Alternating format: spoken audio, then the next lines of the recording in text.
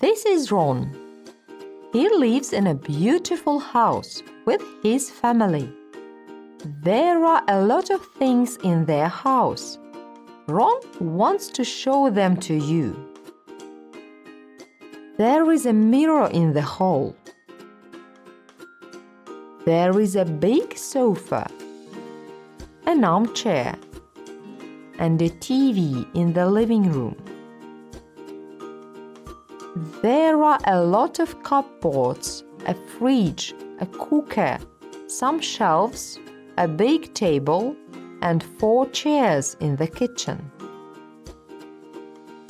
Look, there is a glass and some dishes on the kitchen table. There is a bed, a computer, a desk, and a chair in Ron's bedroom. There is also a wardrobe in his bedroom.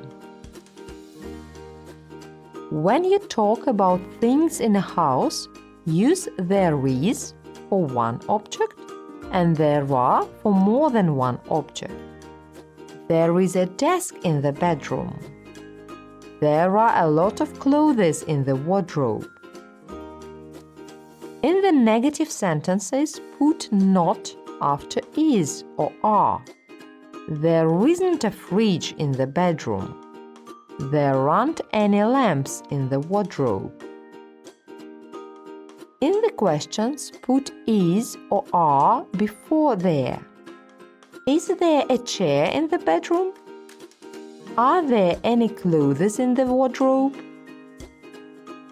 Now look at the children's playroom. These are chairs. How many chairs are there in the playroom? Yes, there are 3.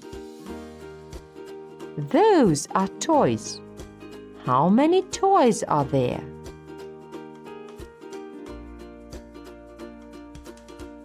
Yes, there are 7. Use how many if you want to ask about the number of people or objects in a particular place. How many chairs are there in the playroom? There are 3. How many toys are there? There are 7. If you want to talk about more than one object, add the ending s to the singular form of a noun. A chair, 3 chairs. A toy, 7 toys. But if the noun ends in s, ss, x, ch, sh, o, add es. A box, boxes. A bus, buses. A bench, benches. A potato, potatoes. But a radio, radios. A photo, photos. A piano, pianos. If the noun ends in consonant plus y, change y into I. Add es. For example, a city, cities. But a play, plays. Change f, fe into v. Add es. A shelf, shelves. A wife, wives. So now you can talk about things in a house and their location.